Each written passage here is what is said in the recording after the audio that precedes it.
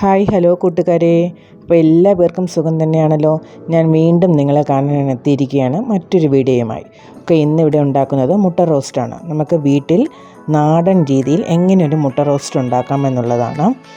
അപ്പോൾ അതിനായിട്ട് സവാള, മുട്ട, തക്കാളി, ഇഞ്ചി, പച്ചമുളക്, വെളുത്തുള്ളി ഇത്രയുമാണ് വേണ്ടത്. എല്ലാം തൊലി കളഞ്ഞ് വൃത്തിയാക്കി നമുക്ക് സാധാരണ അരിയുന്നത് പോലെ നീളത്തിന് ചെറുതായി അരിഞ്ഞെടുക്കാം.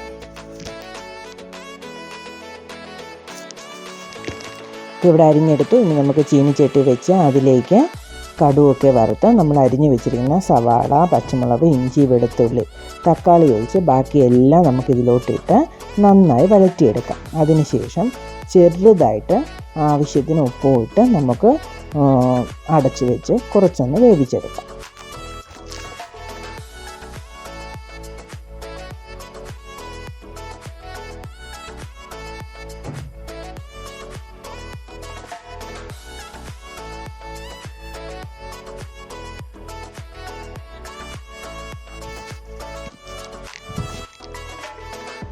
ഇനി അടുത്തത് നമുക്ക് മുട്ട വേവിക്കുന്നത് നോക്കാം. ഞാനിവിടെ മുട്ട എടുത്ത് വെള്ളത്തിലേക്ക് ഇട്ടിട്ടുണ്ട്. കഴുകി വൃത്തിയാക്കി കുക്കറിലോട്ടാണ് വെക്കുന്നത്. നമുക്ക് മുട്ടകളൊന്നും പൊട്ടിപ്പോകാതിരിക്കാനായിട്ട് ചെറിയൊരു പൊടിക്കൈയാണ് ഒരു സ്പൂണ്, സാധാരണ ഒരു സ്റ്റീൽ സ്പൂണ് അതിനകത്തോട്ടിട്ട് നമുക്ക് കുക്കർ അടച്ച് വെച്ച് ആവി കയറ്റാം. 2 വിസിൽ മതി. അതിനുശേഷം നമുക്ക് റോസ്റ്റ് ചെയ്യുന്നതിലോട്ട് തക്കാളിയൊക്കെ ചേർത്ത് നന്നായി വഴറ്റിയെടുക്കാം. ഇവിടെ ഏകദേശം ഒരു പരുവത്തിലെത്തി. ഇനി നമുക്ക് തക്കാളിയും കൂടെ ചേർത്ത് നന്നായിട്ട് വഴറ്റി കുറച്ച് നേരം കൂടെ ആവിയും നന്നായി വേവാനായി വയ്ക്കാം.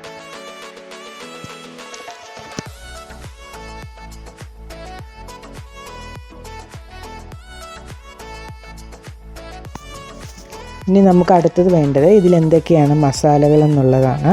മസാല നമുക്ക് മഞ്ഞൾപ്പൊടി, മുളക് പൊടി, കുരുമുളക്, മല്ലിപ്പൊടി, ഗരം മസാല ഇത്രയുമാണ് മസാലകൾ വേണ്ടത്. ഉള്ളി ഏകദേശം വാടി വന്നു. നമുക്കിനി ഇതിലേക്ക് മസാലപ്പൊടികളൊക്കെ ചേർത്ത് നന്നായി വഴറ്റാം.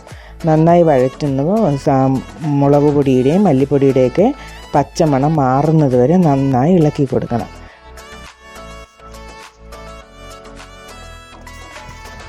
അപ്പോൾ ഇവിടെ ഏകദേശം വരണ്ട് വന്നിട്ടുണ്ട്. നമുക്കിനി ഇതിലേക്ക് ആവശ്യത്തിന് വെള്ളം ചേർക്കാം. നമുക്ക് കറി എങ്ങനെയാണ് നല്ല നീട്ടിയെടുക്കണമെങ്കിൽ അങ്ങനെ, ഇല്ല നല്ല കുറുകി മതിയെങ്കിൽ അങ്ങനെ. അപ്പോൾ എനിക്കിവിടെ ശകലം നീട്ടണം. അപ്പോൾ ഞാൻ കുറച്ച് ചൂടുവെള്ളം ചൂടാക്കി വെച്ചിട്ടുണ്ട്. അപ്പോൾ ആ വെള്ളം കൂടെ ചേർത്ത് നന്നായി ഇളക്കിയെടുക്കുകയാണ്. അപ്പോൾ ഇവിടെ നമ്മുടെ മുട്ടയൊക്കെ ഏകദേശം വെന്തെന്ന് തോന്നുന്നു. നമുക്കപ്പോൾ ഇനി ഈ തിളച്ചിരിക്കുന്ന കറിയിലേക്ക് മുട്ടയും കൂടെ ഇട്ട് കൊടുക്കാം.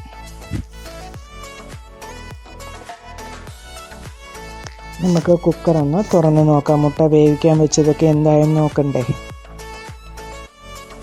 നമുക്ക് തുറക്കാം. ഇവിടെ മുട്ടകളൊന്നും പൊട്ടാതെ നല്ലതുപോലെയുണ്ട്. നമുക്ക് ഇതിനെ ഇനി നമ്മുടെ മുട്ടക്കറിയിലോട്ട് ഇട്ട് കൊടുക്കാം. എനിക്കിവിടെ 2 മുട്ട മതി മുട്ടക്കറിയിൽ ഇടുന്നതിന്. മോനും മുട്ട കറിയിൽ ഇടുന്നത് ഇഷ്ടമില്ല. അവന് പ്രത്യേകമായിട്ട് കുരുമുളക് പൊടി, ഉപ്പുമൊക്കെ ചേർത്താണ് കൊടുക്കുന്നത്. പിന്നെ ഞാൻ നാടൻ മുട്ട കഴിക്കാറില്ല. അപ്പോൾ വെള്ള മുട്ടയാണ്. അപ്പോൾ എൻ്റെ മുട്ടയും മാറ്റി വെച്ചിട്ടുണ്ട്. അപ്പോൾ 2 മുട്ട മാത്രം കറിയിലോട്ടിട്ടു നന്നായിട്ട് ഇളക്കി കൊടുക്കുക. അപ്പോൾ മുട്ട റോസ്റ്റ് ഇവിടെ റെഡി ആയിട്ടുണ്ട്. അപ്പോൾ നിങ്ങൾ എൻ്റെ വീഡിയോസും ഒക്കെ കണ്ട് കമൻ്റൊക്കെ ചെയ്യണം. നിങ്ങളുടെ അഭിപ്രായങ്ങളും അറിയിക്കണം.